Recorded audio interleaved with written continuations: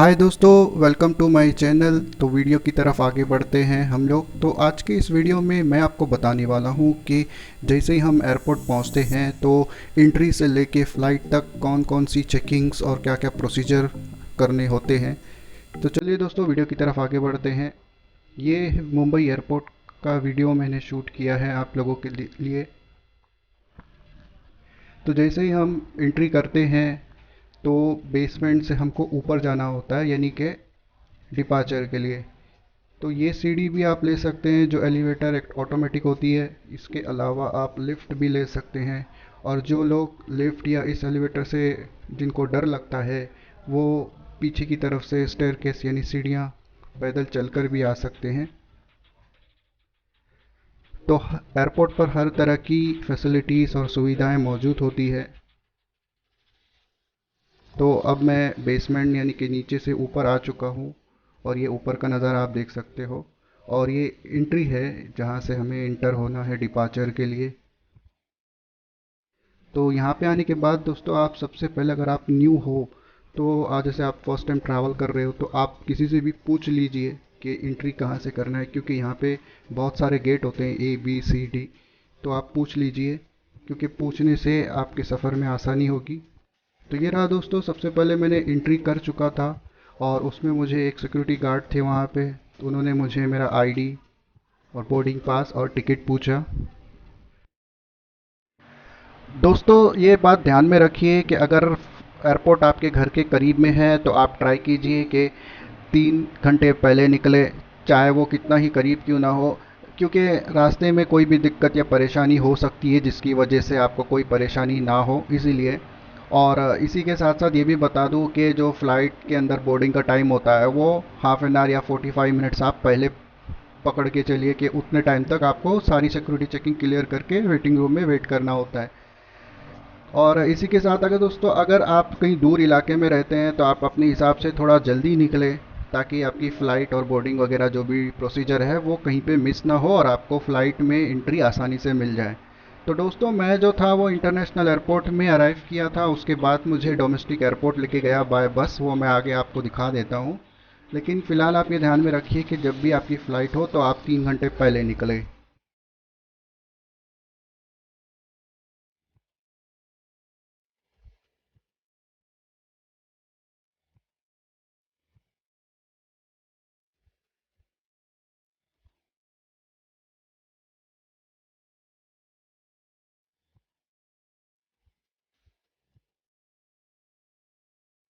और ये था हमारा गेट।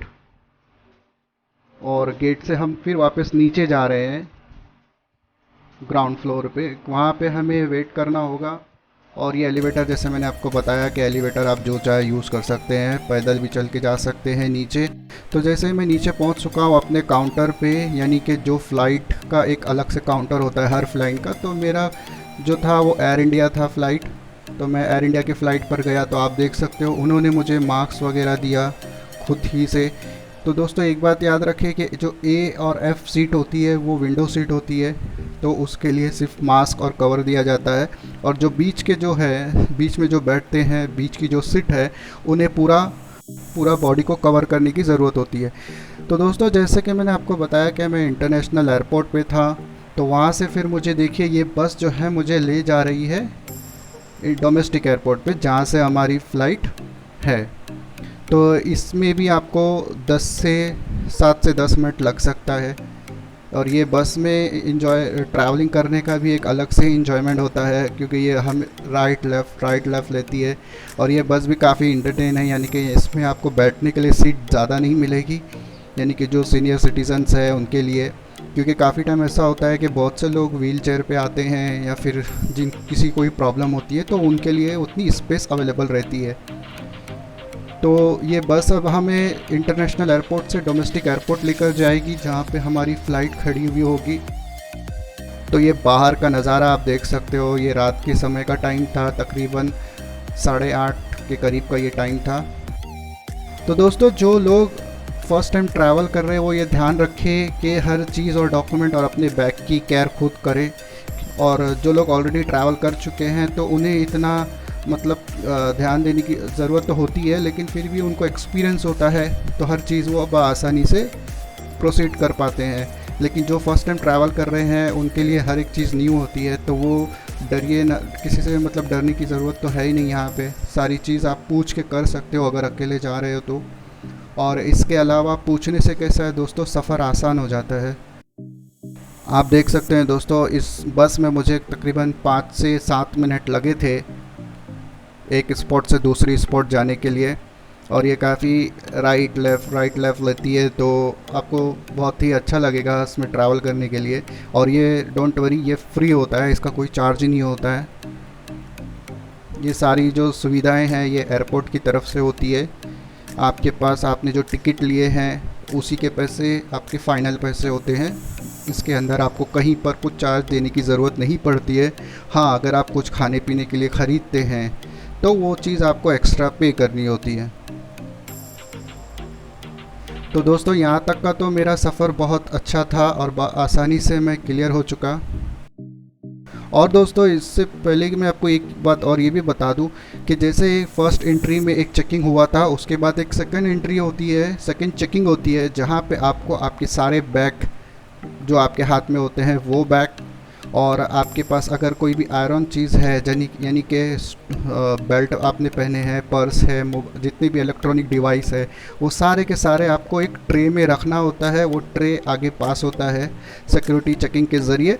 तो वहाँ पे कुछ ऑफिसर्स होते हैं, वो सब चीज़ चेक करते हैं कि आप जो चीज़ लेके जा रहे हो वो सारी लीगल चीज़ है, जिससे फ़्लाइट और लोगों को नुकसान ना हो।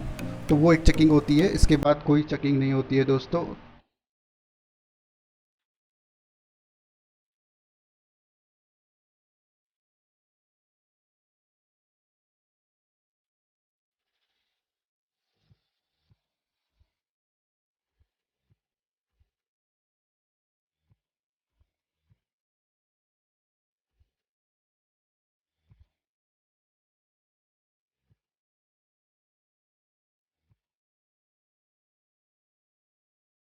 तो ये देख सकते हैं दोस्तों, हम पहुंच चुके हैं अपने फ़्लाइट के करीब। ये हमारी बस थी, बस ने हमको फ़्लाइट के करीब लाकर छोड़ा।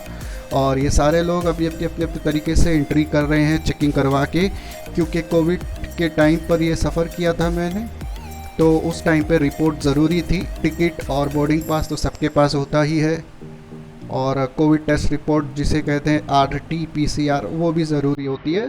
तो वो विदाउट चेकिंग अंदर नहीं दिया जाता।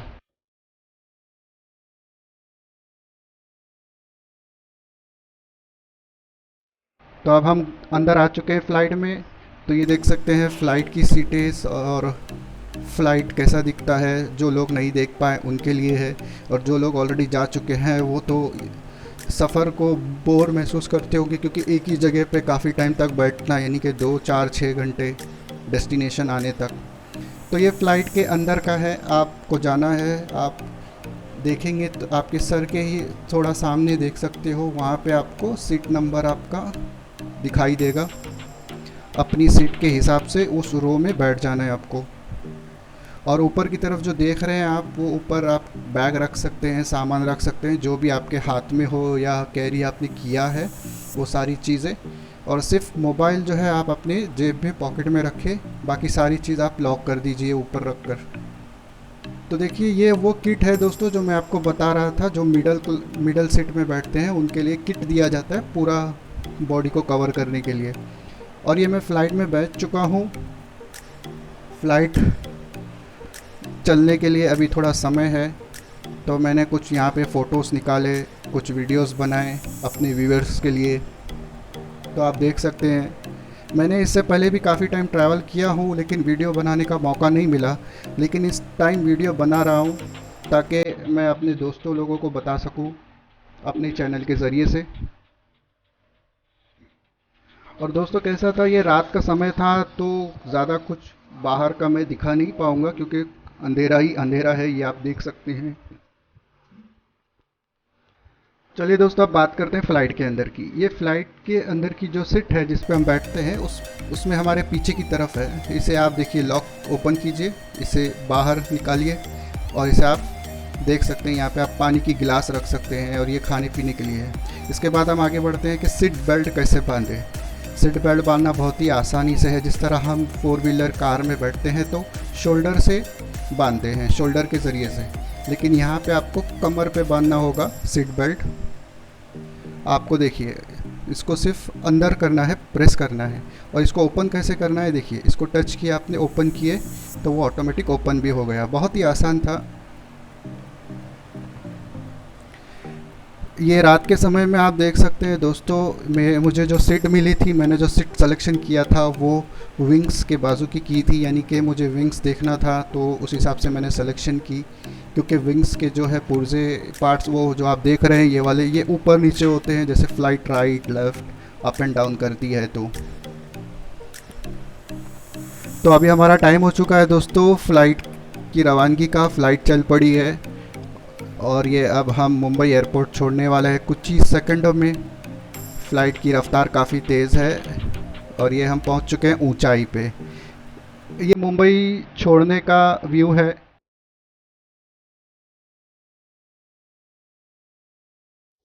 ये पूरा नाइट रात के समय का है तो ज़्यादा कुछ दिखाई नहीं देगा। नीचे लाइट्स चालू है और यही सारी चीज़ थी। इसके बाद दोस्तों खाने की बात करते हैं हम लोग। खाने के लिए देखिए ये कॉम्प्लीमेंट्री फूड था जो मेरे लिए एक शॉकिंग था, क्योंकि हमें पता नहीं था कि फ़ूड मिलने वाला है, इसलिए हमने पानी की बोतल सिर्फ कैरी की थी अपने बैग में। तो चलिए दोस्तों, फ़्लाइट में हमें free of cost without any charge food मिला है।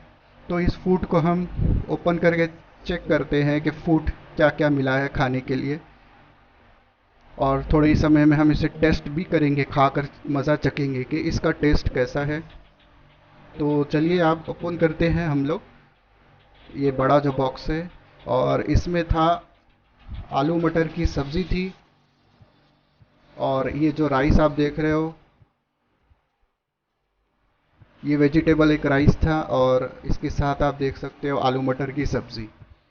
तो दोस्तों जो भी मिला बहुत अच्छी बात है, मतलब एक्सपेक्टेशन नहीं रखा था, मिला है जो भी है। और ये आप उसके साथ एक स्वीट भी मिला है, स्वीट बॉक्स आप देख सकते हो, ये मीठे में ये हलवा नज़र आ रहा है। और ये जो है ये कर्ड यानी कि दही, दही एक पैकेट मिली है। दही भी काफ़ी फ्रेश है और डेट भी इसकी एक्सपायरी नहीं हुई। और ये पिकल यानी कि अचार जिसे हम खाते हैं। तो दोस्तों हर एक चीज़ में खाने से पहले एक्सपायरी डेट ज़रूर देख ले।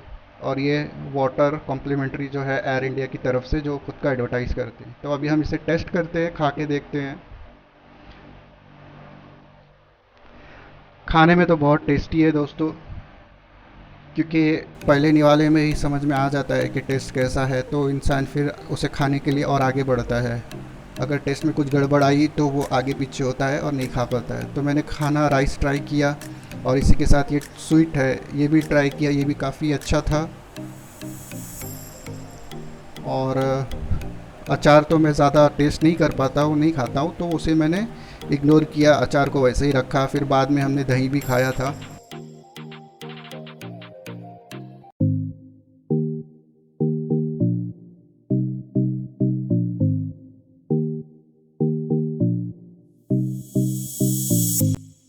तो दोस्तों ये फूड और जो फूड मिला है एक अनएक्सपेक्टेड फूड था, जो हमने इसकी मतलब उम्मीद नहीं रखी थी, बट फिर भी हमें मिला है।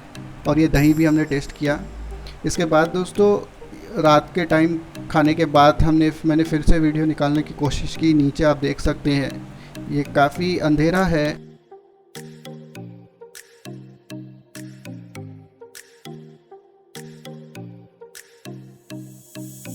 तो दोस्तों मैंने आपको वो सारी डिटेल उम्मीद है बता दी होगी। अगर फिर भी अगर कुछ रह गया तो आप मुझे कमेंट्स करके ज़रूर बताएं, और प्लीज़ मेरे इस चैनल को सब्सक्राइब ज़रूर करें दोस्तों। Thanks for watching my channel.